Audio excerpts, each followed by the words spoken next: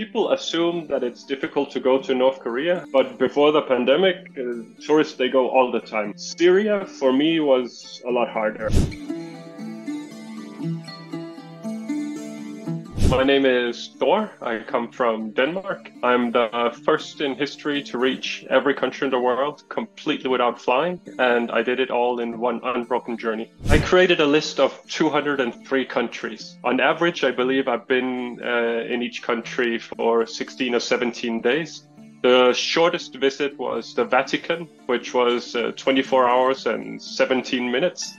And the longest would have been Hong Kong during the pandemic, where I was for about 2 years. It has taken 10 passports exactly for me to go through the entire world. We set a budget of $20 per day, close to 20 euros per day today.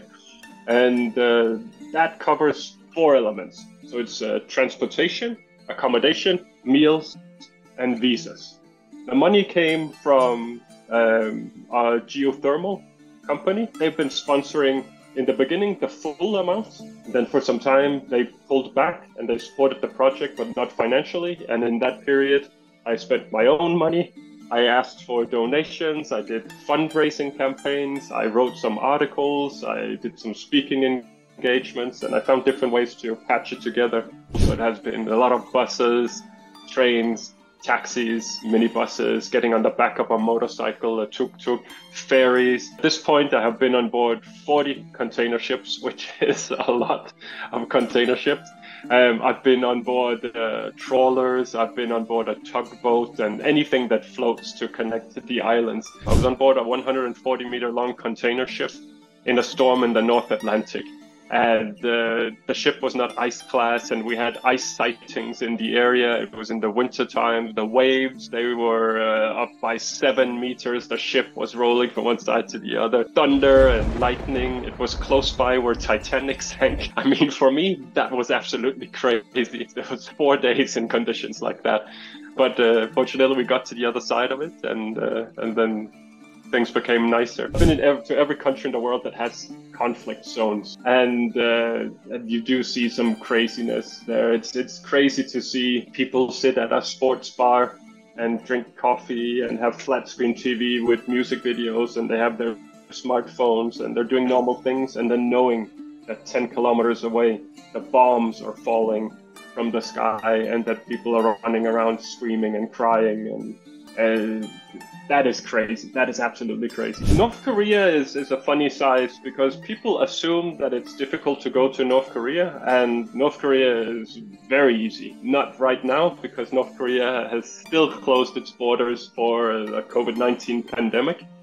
But before the pandemic, tourists, they go all the time. Syria, for me, was a lot harder. I was in Lebanon trying to get my visa.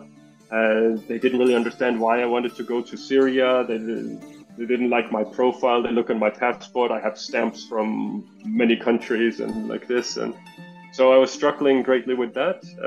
After about 3 months of trying to get the visa for Syria, the Red Cross stepped in. I'm a goodwill ambassador of the Danish Red Cross. So the Red Cross stepped in and they facilitated and they supplied me with a visa, and took me inside to Damascus, and I spent a couple of nights there and then came back again to Lebanon. There was Yemen, there was Somalia, there was South Sudan.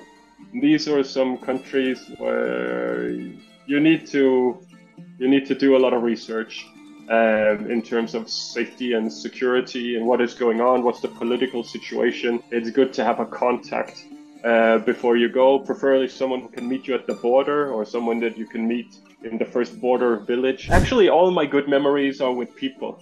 So when I look around this entire project, the good memories are in connection with people, something we did together, something I was told, some hospitality that I was shown. A good memory is the Dafala in Sudan. Today, Sudan is a lot in the media with 3.5 million people who have had to flee their homes, and it's a terrible situation in Sudan today. But when I was in Sudan, it was peaceful, and I met Dafala, and from the point I met him It was impossible for me to pay for anything. Even if I had more money, he would never allow, he and his friends and his family, nobody would allow for me to spend any money.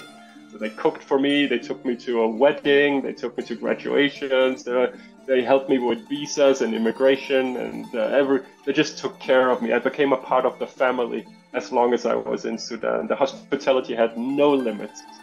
So yeah, those are good memories for me.